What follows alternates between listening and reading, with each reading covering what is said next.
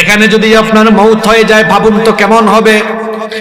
আপনার নিথর দেহ এখানে পড়ে থাকবে, আপনার দেহটাকে আস্তে আস্তে করে বাড়ির দিকে নিয়ে রওনা হবে। বাড়িতে আপনার এই মরদেহ গেলে আর কিন্তু আপনার দামি খাটে আপনাকে শোয়ানো হবে না, সঙ্গে সঙ্গে আপনাকে মাটিতে শুইয়ে রাখা হবে। আপনার এই মরদেহ দেখে আপনার পরিবার পরিজন সবাই কান্নাকাটি আরম্ভ করবে, হাউ মাউ করে চিৎকার করে কান্নাকাটি শুরু হবে। কিন্তু এই হাউ মাউ করে চিৎকার চেঁচামেচি করে কান্নাকাটি বেশিক্ষণ কিন্তু থাকবে না। অল্প কিছুক্ষণ কান্নাকাটির পরে সবাই মিটিং এ বসে যাবে। মিটিং এ বসবে, বসে সিদ্ধান্ত নিবে লাশ বেশিক্ষণ রাখা যাবে না। মাগরিবের পরে মারা গিয়েছেন বলবে, যত তাড়াতাড়ি সম্ভব রাত 10টার ভিতরে জানাজা দিয়ে দাও। সিদ্ধান্ত হয়ে যাবে এমন। কিছু লোক চলে যাও বাঁশ কাটতে, বাঁশ ঝাড়ে। কিছু লোক চলে যাবে মসজিদ থেকে খাটিয়ে আনতে। কিছু লোক চলে যাবে কাফনের কাপড় সংগ্রহ করতে। আর কিছু মানুষ চলে যাবে কবর খনন করতে। কিছু মানুষ আবার চুলা করা আরম্ভ করবে, চুলায় পানি গরম করার জন্য। চতুর্দিকে একটা আয়োজন শুরু হবে। এটা হলো আপনার জীবনের শেষ বিদায়ের আয়োজন। এরকম একটা আয়োজন আমার জন্য, আমাদের সবার জন্য আছে না নাই? ভাবুন তো কেমন হবে। বেশিক্ষণ লাশ রাখা হবে না। আপনার পরিবার পরিজন বন্ধু বান্ধব এসে আপনাকে দেখবে আর আফসোস করবে, কিন্তু আপনাকে আর তারা দুনিয়ার জীবনে ফিরিয়ে আনতে পারবে না। কিছুক্ষণের মধ্যে পানি গরম হয়ে যাবে। যে বাড়িটা এত সুন্দর করে বানালেন, 2 কোটি 3 কোটি 4 কোটি টাকা দিয়ে বাড়ি বানালেন, ওই বাড়ি থেকে এবার সারা জীবনের জন্য আপনার দেহটাকে এবার বের করা হবে। বের করে গোসল দেওয়ার জায়গায় নেওয়া হবে। গোসল দেওয়ার জায়গায় নিয়ে সেখানে এবার খুব সাধারণ সাবান দিয়ে গোসল দেওয়া হবে।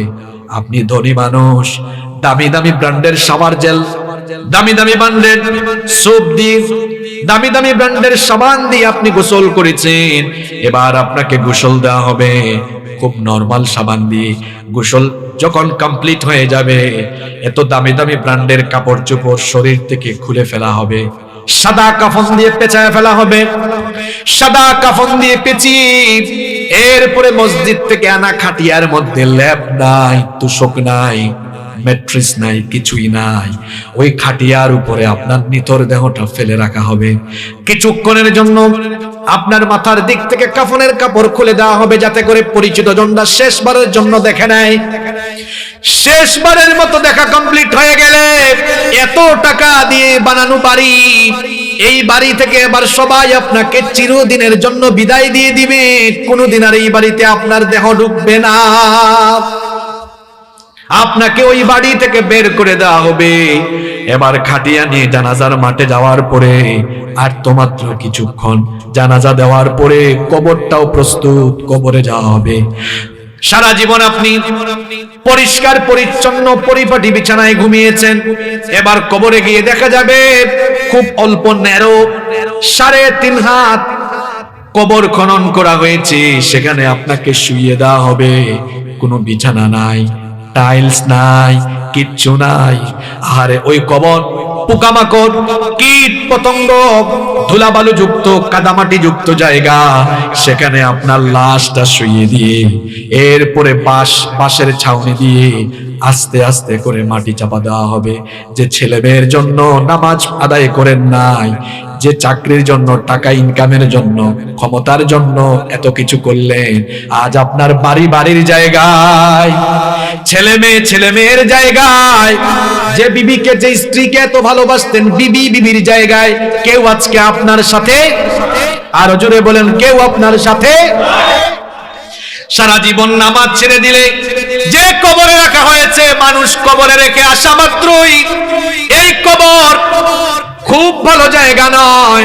খবরদার খবরদার খবরদার, বেনামাজি হয়ে কবরে যাইয়েন না, কবর কিন্তু ভালো আচরণ করবে না। এই মাটির উপরে আপনি আজকে দম্ভ ভরে চলাফেরা করেন, মাটিতে পা ফেলে ফেলে হাঁটেন, এই মাটিতে একদিন চলে যাবেন। যখন আমরা লাশ নামায়া দেই তখন আমরা পড়ি মিনহা খালাকনাকুম ওয়া ফিহা নুঈদুকুম ওয়া মিনহা নুখরিজুকুম তারাতান উখরা। এটা অর্থ কি? এটা অর্থ হলো মিনহা খালাকনাকুম, এই মাটি থেকে তোমাকে সৃষ্টি করা হয়েছে, ওয়া ফিহা নুঈদুকুম, এই মাটিতে আজকে আবার তোমাকে ফিরিয়ে দেওয়া হচ্ছে। মাটিতে আপনি বহু দম্ভরে চলাফেরা করেছেন, খবরদার বেনামাজি হয়ে কবরে যাইয়েন না, নতুবা মানুষ যখন কবর দিয়ে উঠে যাবে কবরের দুই পাশের মাটি এমন একটা চাপ মারবে, এক পাশের পাঁজরে গিয়ে অন্য পাশের পাঁজরে এভাবে ঢুকে যাবে, কবরটাকে জাহান্নামের গর্তে পরিণত করে দেওয়া হবে। হাদিসে এসেছে কবরের মধ্যে সাপ দেওয়া হবে, সাপ কামড়াতে থাকবে, কবরের মধ্যে জাহান্নামের আগুন জ্বালিয়ে দেওয়া হবে। জাহান্নামের আগুনে কিন্তু আপনি পুড়তে পারবেন না, ওই জাহান্নামের আগুন সহ্য করতে পারবেন না, বরদাস্ত করতে পারবেন না। কবরের সেই ভয়াবহ আযাব থেকে বাঁচার জন্য কবরে যাওয়ার আগে 5 ওয়াক্ত নামাজি হওয়ার দরকার আছে না নাই? এজন্য আজান হলে নামাজে যান। ফজরের নামাজটাই তো আপনি আল্লাহর গোলামি দিয়া শুরু করতে পারেন না। কিছুক্ষণ আগেই বলেছিলাম আমাদেরকে সৃষ্টি করা হয়েছে কার গোলামের জন্য? আরো জোরে বলেন। যুবকদের কি হয়েছে, কথা বের হয় না? কার গোলামের জন্য? আজান হলো ফজরের আজান। 5 ওয়াক্ত নামাজের মধ্যে সবচাইতে কঠিন নামাজটা হলো ফজরের নামাজ। কারণ শীতের দিনে ওই টাইমে ঠান্ডা লাগে বেশি, গরমের দিনে ওই টাইমে ঘুম লাগে বেশি। দেখবেন সামনে গরমকাল আসতেছে, সারা রাত যাদের বাসায় এসি আছে তারা তো গরম টের পায় না। এসিওয়ালা বাসায় যারা থাকেন সন্তানগুলোকে মাঝে মাঝে এসি ছাড়া রাখিয়েন, তাহলে গরিব মানুষের কষ্ট বুঝবে। যাদের বাড়িতে এসি নাই তারা জানে রাত 2টা 3টা পর্যন্ত 4টা পর্যন্ত গরমের কারণে ঘুম আসে না। আর লোডশেডিং হইলে তো আরো অবস্থা খারাপ। দেখা যায় ফজরের আজানের আধা ঘন্টা আগে একটু ঠান্ডা ঠান্ডা লাগে, কোমল বাতাস নির্মল বাতাস বয়ে যায়, তখন ঘুম খুব বেশি বেশি লাগে, ঠিক কিনা? ওই সময়টা হলো পরীক্ষার সময়। তখন মুয়াজ্জিন সাহেব মসজিদে বলেন আসসালাতু খায়রুম মিনান নাওম, ঘুমের চাইতে নামাজ উত্তম। আর শয়তান আপনাকে কানের কাছে এসে বলে নামাজের চাইতে ঘুম উত্তম, তুই ঘুমা। তখন যদি আপনি ঘুমায়া থাকেন চুপ থাকবেন না। সবাই বলেন নামাজে না গিয়ে যদি শয়তানের কথা মতো ঘুমায়া থাকেন, বলেন তো গোলামি হলো আল্লাহর না শয়তানের? আপনার কি একটু লজ্জাও লাগে না, একটু কি শরমও লাগে না? প্রতিটা দিন ফজরের নামাজ ছাইরা দিয়া আপনি মানুষের সুরত দইরা শয়তানের গোলাম হয়ে বসবাস করছেন। আপনার নিজের বিবেক কি আপনাকে বাধা দেয় না? কি কারণে রব্বুল আলামিন আমাকে আপনাকে আমাদেরকে দুনিয়াতে পাঠালেন? কেন আমাদেরকে সৃষ্টি করা হলো? কোরআনুল কারীমের 51 নম্বর সূরা সূরাতুজ যারিয়াত 56 নম্বর আয়াতে রব্বুল আলামিন বললেন ওয়ামা খালাকতুল জিন্না ওয়াল ইনসা ইল্লা লিয়াবুদুন। আল্লাহ তাআলা বলছেন আমি জিন আর মানব জাতিকে সৃষ্টি করেছি শুধুমাত্র আমার গোলামির জন্য, আমার ইবাদতের জন্য। আমাদেরকে একমাত্র যার গোলামির জন্য সৃষ্টি করা হয়েছে, গলার আওয়াজটা বড় করে বলেন তিনি কি? আমাদেরকে আল্লাহর গোলামির জন্য পৃথিবীতে পাঠানো হয়েছে। এখন আমরা কি সত্যিকার অর্থে আল্লাহর গোলামি করছি, নাকি আমরা আল্লাহর গোলামি থেকে বিচ্যুতির পথে চলে গিয়েছি? সেটা আমাদের ভাবা দরকার। আমরা যে আল্লাহর গোলাম, এই গোলামির বেস্ট এক্সাম্পল, সবচাইতে সেরা নমুনা পাওয়া যায় যে ইবাদতের ভিতরে। সে ইবাদতের নাম হচ্ছে সালাত। সে ইবাদতের নাম কি? সালাত, যেটাকে আমরা নামাজ বলি। কিছুক্ষণ আগে মাগরিবের নামাজ চলে গেল না? এই নামাজ হলো আল্লাহর গোলামি সবচাইতে সুন্দর নমুনা। আমরা যে গোলাম, গোলামির ভাবখানা নামাজে যেমন প্রকাশ পায়, অন্য কোন ইবাদতে সেরকম প্রকাশ পায় না। দেখুন আমরা যখন নামাজে দাঁড়াই, আমরা যে গুলামের মতোই দাঁড়াই। যখন আমরা নামাজে দাঁড়াই মাথাটা নত করে দিই কার ভয়ে? আল্লাহ বললেন যখন দাঁড়াও কিভাবে দাঁড়াবো শোনো। আল্লাহ বলেছেন ওয়াকুমু লিল্লাহি কানিতিন, বিনয়ী হয়ে দাঁড়াও, মাথা নত করে দাও, কারণ তোমার ভাবখানা যেন মালিক মালিক না লাগে, তুমি গুলাম। এজন্য আমরা যখন নামাজে দাঁড়াই গুলামের মতো মাথা নত করে দেই, আসামির মতো দাঁড়াই। যখন আমরা নামাজে দাঁড়াই আমাদের হাতগুলো কান পর্যন্ত কিংবা কাঁধ বরাবর উঠায়া, একজন আসামি যেমন পুলিশের সামনে সারেন্ডার করে, আমরাও নামাজে দাঁড়ানোর সময় হাত দুইটা তুলে গুনাহগার অবস্থায় আমরাও গোলামের মতো সারেন্ডার করে মালিকের সামনে দাঁড়িয়ে যাই। বলেন এত সুন্দর গোলামের নমুনা অন্য কোনো ইবাদতে আছে? বলেন আছে? কিভাবে আমাদের সব অহংকার মাটির সাথে মিশে যায়। আমরা দাঁড়ানোর সময় সারেন্ডার করে দাঁড়ালাম, এরপরে কিছুক্ষণ পর আমরা আমাদের মাথা ঝুঁকালাম, রুকুতে গিয়ে আমরা আমাদের মালিকের সামনে, রবের সামনে নিজেদের মস্তকটা অবনমিত করে দিলাম। আবার আরো কিছুক্ষণ পর রুকু থেকে মাথা উঠায়া সাজদায় যখন আমরা চলে যাই, সাজদায় যাওয়ার পরে একেবারে নাক আর কপাল মাটিতে লাগিয়ে আল্লাহর কুদরতি চরণে সাজদা দিয়ে গোলামের সর্বোচ্চ বহিঃপ্রকাশ আমরা ঘটিয়ে দেই। কথা বুঝতেছেন আমার? এই যে গোলামের এত সুন্দর নমুনা, এটা নামাজ ছাড়া অন্য কোনো ইবাদতে পাওয়া যায় না। আমাদের জন্য প্রত্যেকদিন 5 ওয়াক্ত নামাজ যিনি ফরজ করেছেন তিনি কি? এই নামাজ হলো এমন একটা ইবাদত, নামাজ হলো ইসলামের ইবাদতের মাথা। আস-সালাতু হিয়া রাসুল ইবাদাহ, নামাজ হলো ইবাদতের মাথা। মাথা ছাড়া যেমন মানুষের পূর্ণাঙ্গ পরিচয় পাওয়া যায় না। দেখুন আমি আপনাদেরকে উদাহরণ দেওয়ার জন্য বলছি, আমার দিকে তাকান, আশেপাশে সব জ্বলে পুড়ে ছাই হয়ে যাক, এখন ওদিকে মনোযোগ নাই, আমার দিকে তাকান। কথা অল্প বলবো, কিন্তু অল্প কথার ভেতরে যা বলা দরকার তা বলে ফেলবো ইনশাআল্লাহ। এই যে আমরা এখানে আছি, উদাহরণ দেওয়ার জন্য বলছি, মনে করুন আমাদের প্রত্যেকের মাথা কেটে ফেলা হলো। মাথা কেটে ফেলার পরে যদি আমাদের বুক থেকে পা পর্যন্ত নিথর দেহ পড়ে থাকে, বলেন তো মাথা ছাড়া বুক থেকে পা পর্যন্ত শুধু দেহ, দেহ দিয়ে কি কোনো মানুষের পূর্ণাঙ্গ পরিচয় পাওয়া যাবে নাকি? মাথা ছাড়া যেমন শুধু দেহ দিয়ে পূর্ণাঙ্গ পরিচয় পাওয়া যায় না, ঠিক তেমনি ভাবে নামাজ বাদ দিয়ে ওয়াজ মাহফিলের আয়োজন করে, ওয়াজ মাহফিলে বক্তা হয়ে, শ্রোতা হয়ে, মসজিদ কমিটিতে থেকে বড় আলেম হয়ে, কিংবা মাদ্রাসার ছাত্র হয়ে, অথবা ব্যবসা করে, বাণিজ্য করে, যে কোনো কাজ করে মুসলমানিত্বের পরিচয় দেওয়া যায় না। আপনি যদি মাথা থাকে না, মাথা ছাড়া যেমন আপনার হাত পা বডি দিয়ে পূর্ণাঙ্গ পরিচয় মিলে না, ঠিক তেমনি ভাবে নামাজ বাদ দিয়ে, রমজান মাসে রোজা রেখে, হজের সময় হজ করে, যাকাত দিয়ে, ওয়াজ মাহফিলের আয়োজন করে, দান সদকা করে, সমস্ত ইবাদত ঠিক রেখে নামাজ যদি বাতিল করে ফেলেন, নবীজি বলেছেন যার মধ্যে নামাজ নাই তার মধ্যে ঈমান নাই। যার মধ্যে নামাজ নাই তার মধ্যে কি নাই? 100 কোটি টাকা দিয়ে মাহফিলের আয়োজন করার পরে যদি আয়োজক কমিটি নামাজ পড়ে না, বক্তা যদি ওয়াজ করে নামাজ না পড়ে, আর ওয়াজ মাহফিলে যারা এসে আসন অলঙ্কৃত করবে, যারা শ্রোতা এসে মাহফিলের সৌন্দর্য বাড়াবে, কেউ যদি নামাজ না পড়ে, এই ওয়াজ মাহফিল দিয়ে কিচ্ছু হবে না। কারণ ইসলামের সবচেয়ে বড় ইবাদতের নাম হলো নামাজ। নামাজ হলো এমন একটা ইবাদত, অন্যান্য ইবাদত দেখেন রোজা, হজ, যাকাত, দান সদকা, হালাল হারামের বিধিবিধান, সমস্ত বিধান আল্লাহ দিয়েছেন দুনিয়ায়, কিন্তু নামাজ আল্লাহ দুনিয়াতে ফরজ করেন নাই। রব্বুল আলামিন তার হাবিবকে ধুলির ধরা থেকে 7 আসমান ভেদ করে সিদরাতুল মুনতাহা পাড়ি দিয়ে ঊর্ধ্বাকাশে গমন করিয়ে 7 আসমানের উপরে বাইতুল মামুরের উপরে আল্লাহর সান্নিধ্যে নিয়ে গিয়ে আল্লাহ আমাদের জন্য নবীজির কাছে 5 ওয়াক্তের নামাজ গিফট করেছে। নামাজ আমাদেরকে গিফট করা হয়েছে মেরাজের রাতে। মেরাজের রাতে নবীজিকে রব্বুল আলামিন তার সান্নিধ্যে নিয়ে গেলেন।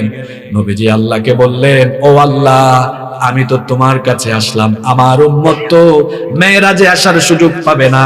রব্বুল আলামিন বললেন, কেন পাবে না? আপনি মেরাজে এসেছেন একবার, আর আপনার উম্মত যেন প্রতিদিন 5 বার মেরাজে আমার সাথে কথা বলতে পারে, এই জন্য আপনার উম্মতের জন্য 5 ওয়াক্তের নামাজকে আমার সাথে 5 বার কথা বলার সুযোগ বানিয়ে দিলাম। প্রথমে 50 ওয়াক্ত নামাজ ফরজ করা হয়েছিল। মুসা নবীর সঙ্গে কথোপকথন করে যেতে যেতে কমাতে কমাতে 5 ওয়াক্ত হলো। কিন্তু আল্লাহ তাআলা নবীজিকে জানিয়ে দিয়েছিলেন, 5 ওয়াক্ত নামাজ আদায় করলেও সওয়াব দেওয়ার বেলা আমি 10 গুণ বাড়ায়া দিব। 5 ওয়াক্ত নামাজের জন্য 10 গুণ বাড়ায়া 5 10 50 ওয়াক্ত নামাজের সওয়াব আমি দান করব। এই নামাজ এমন ইবাদত, নবীজি বলেছেন, মান তারাকা সালাতাম মুতাআম্মিদান ফাকাদ কাফারা। ইচ্ছে করে যারা নামাজ ছেড়ে দিবে তারা আল্লাহর সাথে কুফরি করবে। নবীজি আরো বলেছেন, বাইনাল আবদি ওয়াল কুফরি তারকুস সালাহ। আল্লাহর বান্দা আর কাফিরের মধ্যে পার্থক্য হলো নামাজ ছেড়ে দেওয়া। আল্লাহর বান্দা কোনোদিনও নামাজ ছাড়তে পারে না। আল্লাহর বান্দা জীবন দিয়ে দিবে, তাও সে নামাজ ছাড়তে পারে না। নামাজ হলো এমন একটি ইবাদত, এই দুনিয়া আমাদের কারোর জন্যই চিরস্থায়ী ঠিকানা নয়। আমাদের আগে যারা দুনিয়াতে এসেছিলেন সবাই দুনিয়া থেকে চলে গিয়েছেন, আমরা আছি, আমরাও থাকবো না। আমরা বড় রিস্কের মধ্যে আছি, রিস্কি জোন। দুনিয়াটা হলো রিস্কি জোন। কেন রিস্কি জোন বললাম? এই যে এখানে আছি, এখনো একটা বিপর্যয় ঘটে, এখানে সবাই আমি শুদ্ধ মরে যেতে পারি। রাতের বেলা আমরা যখন বাড়িতে ঘুমাই, ওটা আরো রিস্কি জোন। হঠাৎ ভূমিকম্প হয়ে তুরস্কের মতো সব ভবন মাটির তলায় চলে যেতে পারে। গাড়িতে আছে, এটা আরো রিস্কি জায়গা, হঠাৎ করে অ্যাক্সিডেন্ট হয়ে আমি শেষ। গতকাল আমি মাহফিলে বলেছিলাম, পৃথিবীতে রিস্কি জোন, গোটা দুনিয়াটাই রিস্কি জোন, একমাত্র মসজিদ ছাড়া। আর সব জায়গা রিস্কি। হাঁটতেছেন, ওখানেও রিস্ক, হঠাৎ করে সাপ একটা এসে কামড়ায় শেষ করে দিবে। কোথাও আপনি নিরাপদ নন, প্রতি মুহূর্তে আপনি ঝুঁকির মধ্যে আছেন। এত ঝুঁকিতে থেকে আপনি নামাজ ছাড়েন কিভাবে? আমার তো বুঝে আসে না। আপনি ফজরের নামাজ ছেড়ে দিয়ে ঘুমায় আছেন, আরে বাপরে বাপ, আপনার ভাবসাব দেখলে মনে হয় আপনি জোহরের টাইম পাবেন। কেমন করে ঘুমাও তুমি, কেমন করে ঘুমাও তুমি, ফজর করে কাজা, এমন তো হতে পারে জোহরে জানাজা। কি বলেন, হতে পারে কিনা? এশার নামাজ ছেড়ে দিয়া কেমনে ঘুমাইলেন? একটা ভয়াবহ ভূমিকম্প দিয়া ওই খাটের মধ্যে আল্লাহ আপনারে শেষ করে দিতে পারে, পারে কিনা? কথা বলেন, পারে কিনা? আমরা তো আল্লাহর জমিনের উপরে বসবাস করি, আমরা যেভাবে আল্লাহর সাথে নাফরমানি করি, এই জমিন তো সাক্ষ্য হবে। ইয়াউমা ইদিন তুহাদ্দিসু আখবারাহা, জমিন তার খবর বলে দিবে। অর্থাৎ জমিনের উপরে আমরা যা করছি এই খবরগুলো জমিন কিয়ামতের দিন কার কাছে বলে দিবে? আমরা মাঝে মাঝে এমন গেটআপ সেটআপ নিয়ে চলাফেরা করি, প্রতি মুহূর্তে রিস্কি জোনে থেকে। এই জমিনটা কার? আমরা কার? জোরে বলেন না। আল্লাহর জমিনের উপরে বাস করে আল্লাহর গোলাম, এমন ভাবসাব নেওয়া চলে। আর আল্লাহর দিন বিরোধী, কুরআন বিরোধী এত কাজ করে, আলেমদের সাথে এত বেয়াদবি করে, চিন্তা করে না যে জমিনের উপরে আছে, আল্লাহ চাইলে তাকে 1 ন্যানো সেকেন্ডে একেবারে মাটির তলায় ধসাই দিতে পারে।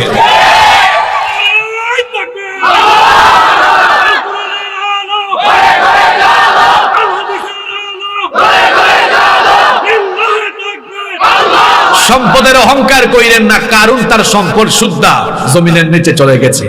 ক্ষমতার অহংকার করা যাবে না, ফেরাউন তার ক্ষমতা নিয়ে লোহিত সাগরে পানি খেয়ে মরেছে। সৌন্দর্যের অহংকার করবেন না, কারণ সৌন্দর্য নিয়ে কত মানুষ আল্লাহর গজবে পরিণত হয়েছে, কত মানুষ বান্দরে পরিণত হয়েছে। বনি ইসরাইলের 70,000 ইহুদিকে আল্লাহ একদিনে বানর বানিয়েছে। সব ক্ষমতা কার কাছে? খবরদার নামাজ ছাইরেন না, নামাজ ছাইরেন না। কারণ আমরা যখন এই দুনিয়া ছেড়ে চলে যাব, হাসরের মাঠে আমরা আল্লাহর সামনে দাঁড়াবো, এ ব্যাপারে কি কোনো সন্দেহ আছে নাকি? হাসরের মাঠে আমরা যখন দাঁড়াবো, সবার আগে আল্লাহ নামাজের কথা আমাদেরকে জিজ্ঞেস করবেন। সর্বপ্রথম আল্লাহ নামাজের হিসাব চাইবেন। আল্লাহ জিজ্ঞেস করবেন, হে বান্দা, তুমি যতদিন দুনিয়াতে ছিলে তুমি কি 5 ওয়াক্ত নামাজ আদায় করেছো কিনা? আপনার নামাজের হিসাবে গন্ডগোল থাকলে ফেরেশতারা ডান্ডা বেরি লাগাবে, শিকল পড়াবে। কত কত হাত লম্বা শিকল শুনেন। আল্লাহ বলেছেন সুম্মা ফি সিলসিলাতিন যারু সুম্মা ফি সিলসিলাতিন, আল্লাহ বলেছেন 70 যিরাআন ফাসলুকু, 70 গজ লম্বা শিকল দিয়ে বেঁধে এরপরে টেনে হিচড়ে জাহান্নামে না হবে। জাহান্নামের আগুন কি আপনারা সহ্য করতে পারবেন নাকি? নামাজ ছাড়ার আগে একটু রান্না করে যাইয়েন, অথবা কোথাও আগুন লাগাইয়েন। আগুন জ্বালায়া একটু নিজের হাতখানা আগুনে দিবেন। 20 সেকেন্ড একটু রাখার চেষ্টা করবেন, পারবেন না। এই আগুনের চাইতে জাহান্নামের আগুন আরো 69 ভাগ বেশি দহন শক্তি সম্পন্ন। কারণ নবীজি বলেছেন দুনিয়ার আগুন হলো জাহান্নামের আগুনের 70 ভাগের 1 ভাগ। এই 70 ভাগের 1 ভাগ এই স্বাভাবিক আগুন। এখানে যদি আপনাকে ফেলা হয় 1-2 মিনিটও আপনি বাঁচতে পারবেন না, চলে পুড়ে শেষ। এর চাইতে আরো 69 ভাগ বেশি দহন শক্তি সম্পন্ন জাহান্নামের সেই কঠিন আগুনে পুড়তে হবে যদি নামাজ ছেড়ে দেন। ওই আগুন থেকে বাঁচার জন্য দুনিয়াতে আমাদের নামাজি হওয়ার দরকার আছে না নাই? শুনেন শুনেন, বেনামাজিদেরকে রব্বুল আলামিন কিয়ামতের দিন কেমন শাস্তির সম্মুখীন করবেন। নামাজ ছাড়ার আগে কথাগুলো ভালো করে শুনেন। কিয়ামতের দিন হাসরের মাঠে যখন সব মানুষ আল্লাহর সামনে উপস্থিত হবে, আল্লাহ তাআলা উপস্থিত সমবেত সবাইকে বলবেন তোমরা আমাকে সাজদা দাও। দুনিয়ায় যারা আযান হলে মসজিদে গিয়ে রবকে সাজদা দিত, সঙ্গে সঙ্গে তারা মাথা নত করে আল্লাহকে সাজদা দিবে। কিন্তু দুনিয়ায় যারা বেনামাজি ছিল তারা পিঠ নোয়াতে পারবে না, কাঠের মতো শক্ত হয়ে যাবে, চেষ্টা করলেও তারা সাজদা দিতে পারবে না। কথাগুলো আমার নয়, রব্বুল আলামিন কোরআনুল কারীমের 68 নম্বর সূরাতুল কলামের 42 নম্বর আয়াতে বলছেন, ইয়াউমা ইউকশাফু আন সাকিন ওয়া ইউদআউনা ইলাস সুজুদি ফালা সেদিন কঠিন সময় যখন মানুষকে সাজদা দিতে বলা হবে, বেনামাজিরা তখন সাজদা দিতে পারবে না। যখন তারা সাজদা দিতে পারবে না, আল্লাহ বলছেন খাশিয়াতান আবসারুহুম, তাদের চক্ষুটা অবনমিত হয়ে যাবে। ওয়াতারহাকুহুম যিল্লাহ, যিল্লতিতে বেজ্জতিতে তারা পড়ে যাবে। তারা তাদের পিঠ নোয়াতে পারবে না, পিঠ কাঠের মতো শক্ত হয়ে যাবে। এর কারণ সম্পর্কে আল্লাহ বলছেন ওয়াকাদ কানু ইউদাউনা ইলাস সুজুদি ওয়া হুম সালিমুন। এর কারণ হলো দুনিয়াতে তারা যতদিন ছিল ততদিন তারা বেনামাজি ছিল। এই বেনামাজি গুলো আল্লাহকে কিয়ামতের দিন সাজদা দিতে পারবে না। এই বেজ্জতি থেকে আমাদেরকে বাঁচার জন্য দুনিয়াতে নামাজি হওয়ার দরকার আছে না নাই? খবরদার নামাজ ছাড়বেন না, নামাজ ছাড়বেন না, কারণ জাহান্নামের আগুন আপনি সহ্য করতে পারবেন না। কি করে নামাজ ছেড়ে দেন, কবরে কখন যাবেন সেটাও তো আপনি জানেন না। হঠাৎ করে আপনার মৌত হয়ে যেতে পারে, মৌতের কোনো গ্যারান্টি নাই। কাপড়ের গ্যারান্টি আছে, জুতার গ্যারান্টি আছে, কিন্তু মৌতের কোনো ওয়ারেন্টিও নাই, গ্যারান্টিও নাই। এটা হঠাৎ চলে আসে, পারমিশন নিয়ে আসে না। ফাইযা জাআ আজালুহুম লা ইস্তাখিরুনা সাআতান ওয়া লা ইস্তাকদিমুন। এই মৃত্যুর সময় আসলে বিলম্ব করা হবে না, সঙ্গে সঙ্গে দেহ থেকে প্রাণ পাখি উড়াল দিয়ে দিবে। দুনিয়া ছেড়ে আপনাকে চলে যেতে হবে। আপনি টাকা ইনকামের জন্য, ক্ষমতার জন্য, আপনি আপনার পড়ালেখার জন্য, দায়িত্বের জন্য নামাজ আদায় করেন না। কিন্তু দেখা যাবে আপনি মারা যাওয়ার পরে আপনার দায়িত্ব, আপনার টাকা পয়সা, সন্তান সন্ততি, ঘর বাড়ি কোনো কিছু কাজে লাগবে? শুধু কাজে লাগবে আপনার আমল। ইয়াউমা লা ইয়ানফাউ মালু ওয়ালা বানুন, ধন সম্পদ, সন্তান সন্ততি কিচ্ছু কাজে লাগবে না। একটু ভাবুন, উপলব্ধি করুন, এত টাকা খরচ করে মাহফিলের আয়োজন করলে নিজের জীবন নিয়ে আজকে চিন্তা করুন। এই যে আমি সহ আমরা সবাই এখানে বসলাম, আমরা বাড়িতে ফিরতে পারবো এর কি কোনো নিশ্চয়তা আছে নাকি? আমি হাসিবুর রহমান বাসা থেকে বের হয়েছি, বাসায় আমার লাশ যেতে পারে, আমি বাসায় নাও যেতে পারি, আপনিও বাসা থেকে এসেছেন, বাসায় আর আপনি নাও যেতে পারেন, আপনার লাশ ঢুকতে পারে। কি বলেন, এরকম হতে পারে কি পারে না? ভাবুন তো একবার, একটু উপলব্ধি করুন, একটু চিন্তা করুন, মন দিয়ে শুনুন। এখানে যদি এই মুহূর্তে আপনার মৌত হয়, এই মুহূর্তে এখানে আপনার আমার মৌত হওয়া স্বাভাবিক ব্যাপার না অস্বাভাবিক ব্যাপার? খুব স্বাভাবিক ব্যাপার। এখানে যদি আপনার মৌত হয়ে যায়, ভাবুন তো কেমন হবে। আপনার নিথর দেহ এখানে পড়ে থাকবে, আপনার দেহটাকে আস্তে আস্তে করে বাড়ির দিকে নিয়ে রওনা হবে। বাড়িতে আপনার এই মরদেহ গেলে আর কিন্তু আপনার দামি খাটে আপনাকে শোয়ানো হবে না, সঙ্গে সঙ্গে আপনাকে মাটিতে শুইয়ে রাখা হবে। আপনার এই মরদেহ দেখে আপনার পরিবার পরিজন সবাই কান্নাকাটি আরম্ভ করবে, হাউমাউ করে চিৎকার করে কান্নাকাটি শুরু হবে। কিন্তু এই হাউমাউ করে চিৎকার চেঁচামেচি করে কান্নাকাটি বেশিক্ষণ কিন্তু থাকবে না। অল্প কিছুক্ষণ কান্নাকাটির পরে সবাই মিটিং এ বসে যাবে। মিটিং এ বসবে, বসে সিদ্ধান্ত নিবে লাশ বেশিক্ষণ রাখা যাবে না। মাগরিবের পরে মারা গিয়েছেন বলবে, যত তাড়াতাড়ি সম্ভব রাত 10টার ভিতরে জানাজা দিয়ে দাও। সিদ্ধান্ত হয়ে যাবে এমন। কিছু লোক চলে যাও বাঁশ কাটতে, বাঁশ ঝাড়ে। কিছু লোক চলে যাবে মসজিদ থেকে খাটিয়ে আনতে। কিছু লোক চলে যাবে কাফনের কাপড় সংগ্রহ করতে। আর কিছু মানুষ চলে যাবে কবর খনন করতে। কিছু মানুষ আবার চুলা খোঁড়া আরম্ভ করবে, চুলায় পানি গরম করার জন্য। চতুর্দিকে একটা আয়োজন শুরু হবে। এটা হলো আপনার জীবনের শেষ বিদায়ের আয়োজন। এরকম একটা আয়োজন আমার জন্য, আমাদের সবার জন্য আছে না নাই? ভাবুন তো কেমন হবে। বেশিক্ষণ লাশ রাখা হবে না। আপনার পরিবার পরিজন বন্ধু বান্ধব এসে আপনাকে দেখবে আর আফসোস করবে, কিন্তু আপনাকে আর তারা দুনিয়ার জীবনে ফিরিয়ে আনতে পারবে না। কিছুক্ষণের মধ্যে পানি গরম হয়ে যাবে। যে বাড়িটা এত সুন্দর করে বানালেন, 2 কোটি 3 কোটি 4 কোটি টাকা দিয়ে বাড়ি বানালেন, ওই বাড়ি থেকে এবার সারা জীবনের জন্য আপনার দেহটাকে এবার বের করা হবে। বের করে গোসল দেওয়ার জায়গায় নেওয়া হবে। গোসল দেওয়ার জায়গায় নিয়ে সেখানে এবার খুব সাধারণ সাবান দিয়ে গোসল দেওয়া হবে। আপনি ধনী মানুষ, দামি দামি ব্র্যান্ডের শাওয়ার জেল, দামি দামি ব্র্যান্ডের সোপ দিয়ে, দামি দামি ব্র্যান্ডের সাবান দিয়ে আপনি গোসল করেছেন। এবার আপনাকে গোসল দেওয়া হবে খুব নরমাল সাবান দিয়ে। গোসল যখন কমপ্লিট হয়ে যাবে, এত দামি দামি ব্র্যান্ডের কাপড় চোপড় শরীর থেকে খুলে ফেলা হবে, সাদা কাফন দিয়ে পেঁচায় ফেলা হবে। সাদা কাফন দিয়ে পেঁচিয়ে এরপরে মসজিদ থেকে আনা খাটিয়ার মধ্যে ল্যাপ নাই, তুষক নাই, ম্যাট্রেস নাই, কিছুই নাই। ওই খাটিয়ার উপরে আপনার নিথর দেহটা ফেলে রাখা হবে। কিছুক্ষণের জন্য আপনার মাথার দিক থেকে কাফনের কাপড় খুলে দেওয়া হবে, যাতে করে পরিচিত জনরা শেষবারের জন্য দেখে নেয়। শেষবারের মতো দেখা কমপ্লিট হয়ে গেলে এত টাকা দিয়ে বানানো বাড়ি, এই বাড়ি থেকে এবার সবাই আপনাকে চিরদিনের জন্য বিদায় দিয়ে দিবে। কোনোদিন আর এই বাড়িতে আপনার দেহ ঢুকবে না। আপনাকে ওই বাড়ি থেকে বের করে দেওয়া হবে। এবার খাটিয়া নিয়ে জানাজার মাঠে যাওয়ার পরে আর তো মাত্র কিছুক্ষণ, জানাজা দেওয়ার পরে কবরটাও প্রস্তুত, কবরে যাওয়া হবে। সারা জীবন আপনি পরিষ্কার পরিচ্ছন্ন পরিপাটি বিছানায় ঘুমিয়েছেন।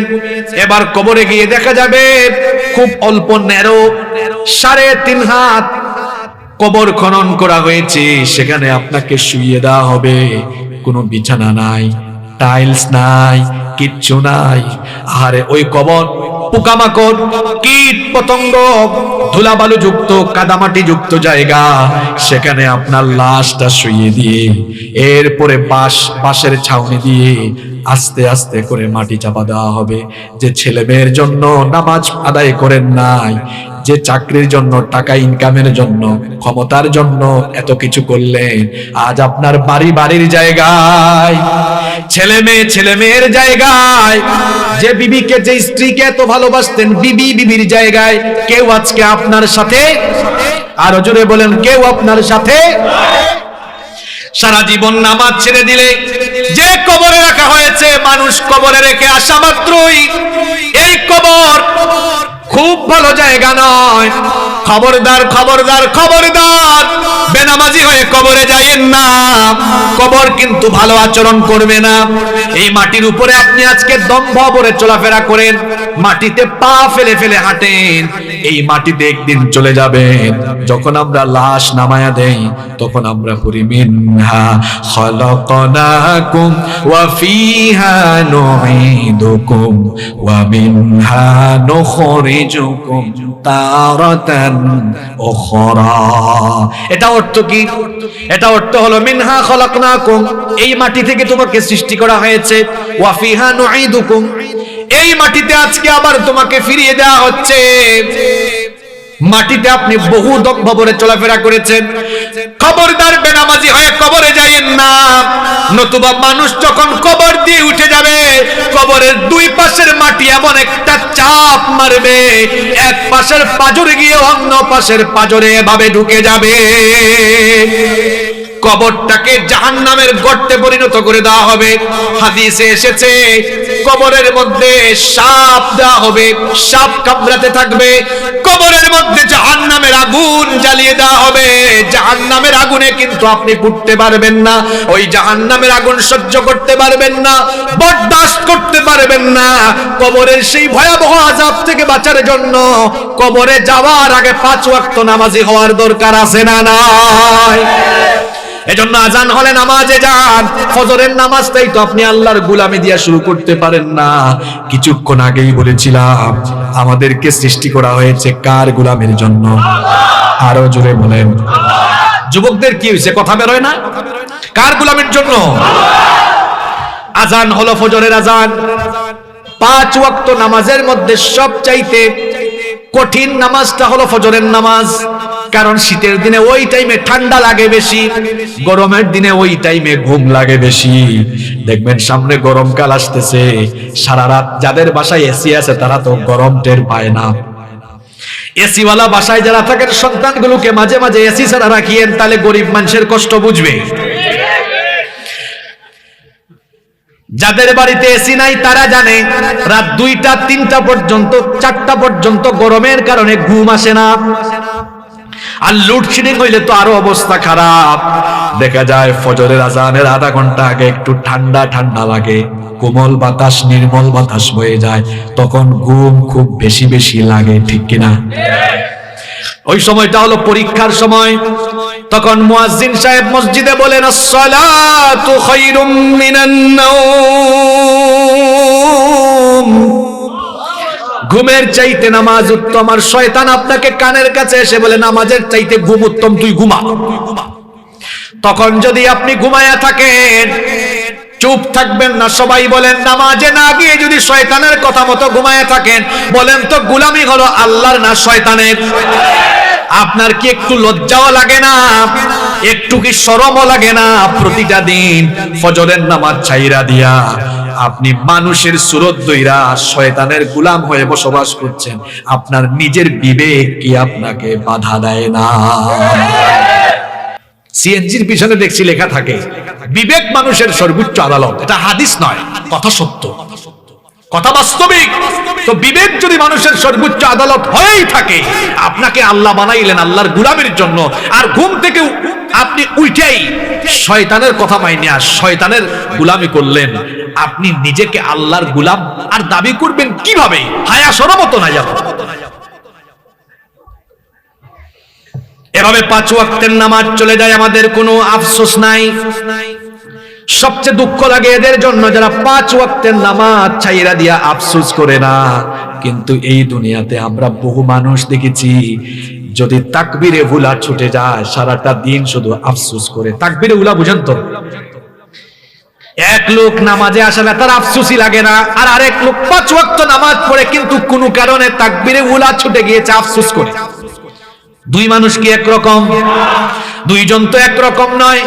5 ওয়াক্ত নামাজ ছাড়ার পরেও যাদের অনুশোচনা আসে না, এই মানুষগুলোর কলিজার মধ্যে একেবারে শয়তানের প্রতারণার জাল বিস্তার করে ফেলেছে। এই লোকটা শয়তানের এমন মুরিদ হয়েছে, শয়তান তাকে তার অন্যতম খলিফা বানিয়ে ফেলেছে। এজন্য 5 ওয়াক্ত নামাজ ছাড়লেও তার আফসোস লাগে না, অথচ এই নামাজের হিসাব সর্বপ্রথম কিয়ামতে নিবেন কে?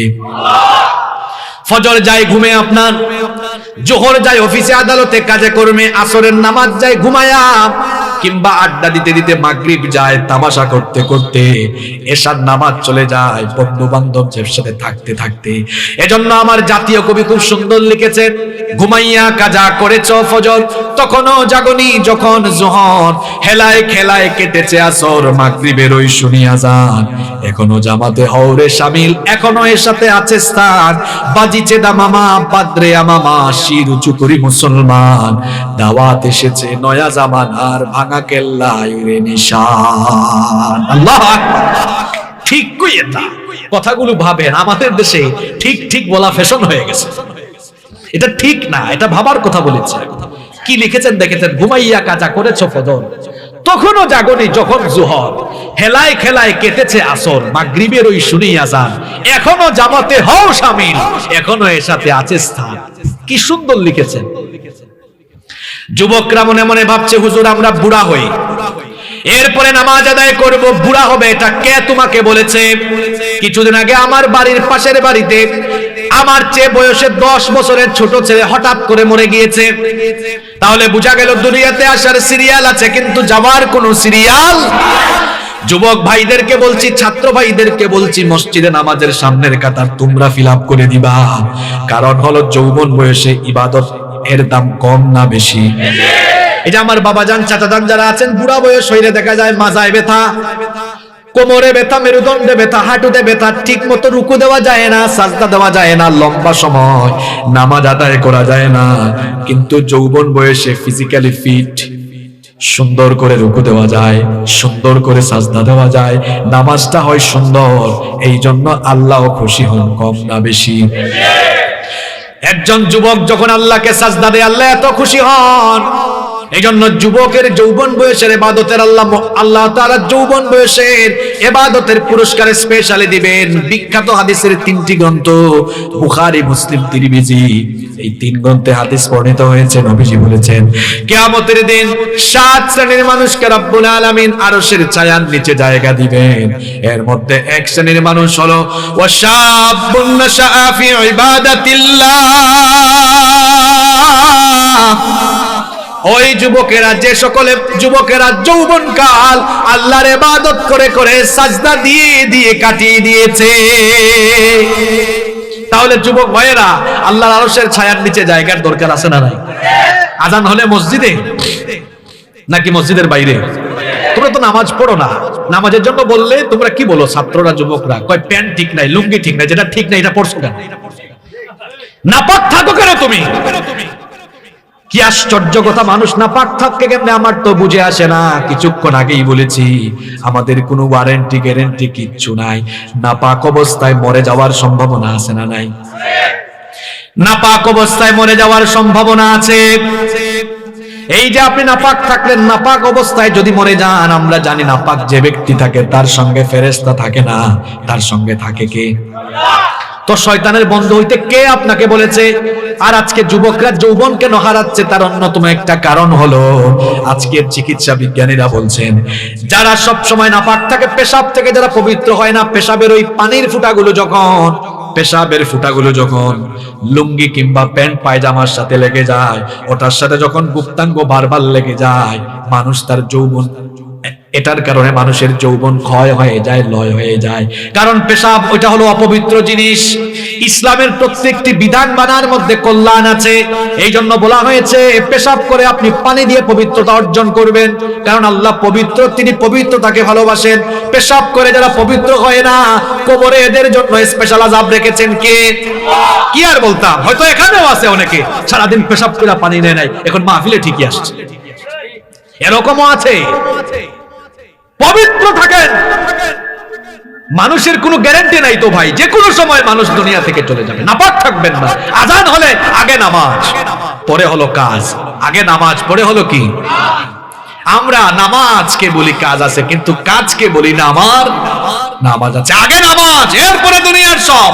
নবীজি যখন দুনিয়া থেকে চলে যাচ্ছেন তখনও বলে গিয়েছেন আসসালাত আসসালাত, উম্মত নামাজ ছাড়িস না, তোরা নামাজ ছাড়িস না, কারণ নামাজ ছাড়া জান্নাতের গন্ধ পাওয়া যাবে। আরে ভাই, যে ঈমান আপনাকে আপনার বাড়ি থেকে বের করে মসজিদে আনতে পারে না, এ দুর্বল ঈমান কি করে আপনাকে জান্নাতে ঢুকাবে? আপনার ঈমান তো আপনার নামাজি পড়াইতে পারে না, আপনার ঈমান আপনাকে সাজদা দেওয়াইতে পারে না। কত জাতের নামাজি আছে দেখেন না, দেখেন সাপ্তাহিক, মাসিক, এরপরে বার্ষিক, সিজনাল জানাজার নামাজি আছে না? সাপ্তাহিক নামাজি কারা? এরা পুরো সপ্তাহে নামাজে যায় না, শুধু জুমার দিনে নামাজে যায়। আপনাদের কসবায় এরকম নামাজি অবশ্য নাই। 2 নাম্বার, সামনে আসতেছে রমজান মাসের নামাজি। এরা রমজান আসলে এত নামাজি হয়, রমজানের 1 মাস নামাজি, বাদ বাকি 11 মাস খবর নাই। এরকম আছে না নাই? 3 নাম্বার হচ্ছে বার্ষিক নামাজি, শুধু 2 ঈদে তারা আসে, অন্য সময় আসে না। 4 নাম্বার সিজনাল নামাজি, শবে বরাত বা এরকম বিশেষ বিশেষ রাতে তাদেরকে পাওয়া যায়। 5 নাম্বার শুধু জানাজার নামাজি, যেখানেই জানাজা সেখানেই সে। এখন শুধু জানাজা, সেখানে সে হাজির হয় কেন? শোনেন, ঢাকায় থাকে, তার ফ্ল্যাটের 50 হাত 100 হাত দূরে মসজিদ, ফজরের নামাজে দাঁড়ায় না। শুনছে কসবায় একজন মারা গেছে, ওই জানাজায় সে আসবে। এতে 3 ঘন্টা লাগুক আর 4 ঘন্টা লাগুক, বুঝলাম না। লোকটার বাসা থেকে 100 হাত দূরে মসজিদ, সেখানে ফজরের নামাজে গেল না, কিন্তু জানাজার নামাজে আইসা হাজির। লোকটার মতলব আপনাকে বুঝতে হবে। ফজরের নামাজের আগে বক্তব্য দেওয়ার সুযোগ নাই, জানাজার নামাজের আগে বক্তব্য দেওয়ার সুযোগ আছে। আমি নিজের চোখে এরকম জানাজার নামাজি বহুত দেখেছি, এলাকার কোন জানাজা তারা বাদ দেয় না। আমি একবার একজনকে ধরছি, আমি এরকম বললাম, ভাই দেখেন, উনি আমার পরিচিত, বললাম ভাই আপনাকে আমি ম্যাক্সিমাম টাইমে সব জানাজায় দেখি, আপনি তো এলাকার মানুষদের প্রতি দেখা যাচ্ছে খুব দয়া মায়া আছে, আপনি অন্তত জানাজায় হাজির হন, আর কিছু কার না। কয় মিয়া বুঝেন না, জানাজার নামাজের আগে তো 5-10 মিনিট কথা কওয়ার একটা সুযোগ আছে। কি বলেন, এরকম আছে না নাই? আপনারা হাসিয়েন না, এরকম মেন্টালিটির কিছু মানুষ। এই যে অনিয়মিত এই নামাজিরা ব্যর্থ, এদের নামাজ কোনো কাজে লাগবে। আল্লাহ বলেছেন 5 ওয়াক্তের নামাজি হবে যারা, জান্নাতুল ফেরদাউসের ওয়ারিস হবে তারা। সুবহানাল্লাহ পড়তে মন চায় না? আমরা সবাই জান্নাত চাই কি চাই না? জাহান্নাম থেকে বাঁচতে চাই কি চাই না? এই যে এশার আজান হলো, এখন আমরা নামাজ আদায় করব নাকি নামাজ আদায় না কইরা ঘুমাবো? এই যে আজান হচ্ছে না, আচ্ছা একজন আজানের জবাব দিয়ে দিন সবার পক্ষ থেকে। বাইরের সাউন্ডটা বন্ধ আছে। শোনেন, কিছুদিন আগে বাংলাদেশে একটা ভূমিকম্প হয়েছিল না, কয়েক মাস আগে, ফজরের আজানের ঠিক পরে দিয়া। হ্যাঁ, এই যে তুরস্কে ভূমিকম্প হয়ে গেছে কিছুদিন আগে, তুরস্কে 7.8 রিক্টার স্কেলের ভূমিকম্প, 6000 ভবন ধসে গিয়েছে, 30,000-এর বেশি মানুষ মারা গিয়েছে। এখনো যে আরো কত পরিমাণ হতাহতের সংখ্যা বাড়বে এটা কেউ যারা উদ্ধার তো এখনো হয় নাই। এরকম একটা ভূমিকম্প রাতের বেলা হইয়া আমরাও মরে যেতে পারি কিনা চিন্তা করেন তো ভাই। আপনি এশার নামাজ কাজা কইরা কেমনে ঘুমাইলেন? আপনি একটু নিজের বিবেককে প্রশ্ন করেন, আমাকে জবাব দিয়েন। আপনি ঘুমাইলেন কেমনে? ওই অবস্থায় তো আপনার মৌত হয়ে যেতে পারে। আচ্ছা, রাতের বেলা বাড়িতে ঘুমন্ত অবস্থায় মরে গেছে, এরকম কিছু মৌতের খবর আপনারা শুনেন না? এরকম মৌতের খবর শোনা যায়। তো এরকম মৌতের খবর শোনো, প্রতিটা মৌত তো আমাদের জন্য এক একটা শিক্ষা। আপনি কি শিক্ষা নিলেন আমাকে বলেন? নামাজ, জিহাদের ময়দানেও আগে নামাজ ছাড়া বাঁচার কোনো উপায় নাই। এজন্য ইসলামের 5টি যে স্তম্ভ আছে, সেই 5টি স্তম্ভের মধ্যে ইমানের পরে কিসের স্থান? নামাজের স্থান। ইমানের পরেই নামাজ, ইমানের পরেই নামাজ। আসসালাতু ইমাদুদ্দিন, নামাজ হলো দ্বীনের খুঁটি। আচ্ছা আপনারা বলেন তো, এই যে শামিয়ানা, এখানে বেশ কয়েকটা খুঁটি দেওয়া আছে, এই খুঁটিগুলো যদি কেউ নিচে থেকে কেটে ফেলে, এই শামিয়ানা টিকবে? পড়ে যাবে না? ঠিক তেমনি কেউ যখন নামাজ ছেড়ে দেয়, তার মুসলমানিত্বের ইমারত, ইসলামের ইমারতটা ভেঙে যায়। তার আইডি কার্ডে, পাসপোর্টে লেখা থাকবে সে মুসলমান, রিলিজিয়ন ইসলাম, কিন্তু আল্লাহর খাতা থেকে এই যে মুসলমান, এটা ডিলিট হয়ে যাবে কখন? নামাজ ছেড়ে দিবে। আমরা কি শুধু জাতীয় পরিচয়পত্র বা পাসপোর্টেই মুসলমান এটা লেখা থাকুক চাই, নাকি আল্লাহর খাতায় থাকুক এটা চাই? তো আল্লাহর খাতায় থাকুক এটা চাইলে আজান হইলে কি করতে হবে? এশার নামাজ আজান হচ্ছে তো, নামাজে থাকবেন তো? আর যাদের প্যান্ট আর লুঙ্গিতে সমস্যা, তাড়াতাড়ি গিয়া পুকুরে নাইবা অথবা ওয়াশরুমে ঢুকে তাড়াতাড়ি ফরজ গোসল থাকলে ফরজ শেষ কইরা তাড়াতাড়ি নামাজে আসার দরকার আছে না নাই? এগুলো হাসার বিষয় নয়। আমাকে একবার মাদারীপুরে এক চেয়ারম্যান সাহেব, উপজেলা চেয়ারম্যান সাহেব মাহফিলে শেষে আমাকে ধরছেন এরকম, হুজুর দুঃখের একটা কথা আছে আজকে বলবো আপনাকে। আমি বললাম জি চেয়ারম্যান সাহেব বলেন আপনি। উনি এতগুলা মানুষকে সামনে রেখে বললেন, এই মাহফিলে আমি প্রতি বছর আসি, আমি প্রধান অতিথি থাকি, আমি প্রত্যেক বছর পুরা ওয়াজ শুনি, কিন্তু হুজুর গত বছর মাহফিল থেকে যাওয়ার সময় আমি দেখলাম আমার গাড়ি থেকে এই ছেলেগুলাকে আমি দেখেছি আমার সামনে বসে ওয়াজ শুনছে, কিন্তু রাস্তার ধারে পেশাব কইরা তারা টিস্যু বা মাটির ঢিলা অথবা পানি কোনোটাই নেয় নাই, এমনকি দুই একটা দাঁড়াইয়াও কাম করছে, চলে গিয়েছে। এগুলা নিয়ে আপনি কিছু বলবেন? তো এরকম মানুষ কিন্তু ওয়াজে। কিছুক্ষণ আগে মাগরিবের নামাজ, আমি তো আপনাদের এখানে এসে নামাজ পড়ি নাই, আসতে লেট হয়েছে, নামাজের পরে আসছি। আমি জানি না মসজিদের অবস্থা কেমন ছিল, এখানে প্যান্ডেল ফিল আপ। প্রশ্ন হলো নামাজের কাতার কি ফিল আপ ছিল? আমাদের জুমার নামাজে মানুষ হয় যত, জুমার পরে আসরের নামাজে কি মানুষ হয় তত? আজকে বলে গেলাম যতদিন পর্যন্ত আগে মসজিদ ফিল আপ হবে না, ততদিন পর্যন্ত দিন কায়েম হবে না, ততদিন পর্যন্ত গোটা পৃথিবীর নেতৃত্ব মুসলমানরা পাবে না, পাবে না, পাবে না। অমুসলিমরা বেজায় খুশিতে তারা আছে। কেন? তারা আমাদের মসজিদের দিকে আগে নজর দিয়েছে। দেখো ওদের মসজিদ 5 ওয়াক্ত ফিল আপ হয় কিনা। এখনো ফিল আপ হয় নাই, ঠিক আছে, এখনো ইসলামের বিজয় আসে নাই। কারণ মসজিদ থেকেই ইসলামের গণজোয়ার হয়েছে। আপনারা বলবেন কিভাবে? নবীজি মদিনায় যাওয়ার পরে সর্বপ্রথম কি বানাইছেন? মসজিদ। মসজিদমুখী সমাজ তিনি প্রতিষ্ঠা করেছেন। আমাদের মসজিদগুলো কান্না করছে, হাহাকার করছে। কোটি টাকার মসজিদ বানিয়েছি আমরা, কিন্তু ওই মসজিদের ভেতরে মুসল্লি আজ নাই। যুবকরা মসজিদে আসে না। যুবক ভাইয়েরা কখন মসজিদে আসবেন আপনি? আপনার সময় তো চলে যাচ্ছে। কিছু চাচারা দাড়ি লম্বা হয়ে গেছে, আপনি নামাজে আসেন না। বাবা কবরের তো কাছাকাছি চলে এসেছেন। মানুষের যখন চুল দাড়ি সাদা হয় তখন মানুষ অটোমেটিক বুঝে যায় আমার জীবনের শেষ প্রান্তে আমি এসে উপনীত হয়েছি। কেন বাবা নামাজে আসেন না? যারা স্কুলে পড়ো, কলেজে পড়ো, জোহরের আজান হয়েছে, নামাজটা পড়ে সাথে সাথে আবার চলে আসো ক্লাসে। ভাই নামাজ ছেড়ে দিও না। নামাজ ছাড়া মুক্তি পাওয়া যাবে? নামাজ মুমিনের সফলতার প্রধান শর্ত। নামাজ হলো সফলতার কি প্রধান শর্ত। নামাজ ছাড়া সফল হওয়া যাবে না। সালাত ইজ দ্য কি অফ সাকসেস। নামাজ সফলতার চাবি। সালাত ইজ দ্য কি অফ প্যারাডাইস। নামাজ জান্নাতেরও দরজা খুলতে হলে চাবি লাগে। জান্নাতের চাবির নাম হলো নামাজ। নামাজ নাই তো জান্নাতে ঢোকার চাবি আপনার কাছে? জান্নাতে যেতে চাই তো সবাই, তো জান্নাতে যেতে চান কিন্তু নামাজ পড়তে চান না। এ কেমন চাওয়া আপনার? আজ থেকে আমরা কখনো আর নামাজ ছাড়বো না। জাহান্নামের আগুনে পুড়বো না। কবরের শাস্তি থেকে আমরা বাঁচতে চাই, জান্নাতে যেতে চাই। এজন্য 5 ওয়াক্তের নামাজ কোনোদিন আমরা কাজা করব না। আল্লাহর সাথে কি এই ওয়াদাটা করা যায়? কারা কারা রাজি আছেন দেখে হাত তুলেন। তাকবীর বন্ধ করেন। সব জায়গায় তাকবীর দেওয়া দরকার নাই, আল কোরআনের আলো না। এখন হাত তুলেন। এবার বলেন নামাজের আলো হৃদয়ে জ্বালো, এটা স্লোগান দেন। হাত নামান। আল্লাহ সবাইকে নামাজি বানায় দেন। আমাদের এলাকায় একটা মসজিদ আছে। আমি একবার নামাজে ঢুকছিলাম, এই কাহিনীটা বলে শেষ করব। গিয়া দেখি মুয়াজ্জিন আর ইমাম সাহেব তাকায়া আছে। আমি বললাম ভাই তাকায় আছেন কেন? ভাই আপনার মতোই কোন মুসল্লি আসে কিনা তাকায় আছে, আমরা দুইজন তো, আরো একজন হইল না ইমাম সাহেব। সামনে চলে গেল। বলেন এইরকম অবস্থা বহু জায়গায় আছে না নাই? আমাদের বহু এলাকায়। আমি কিছু কথা বলে যাব, রাগ করবেন আপনারা?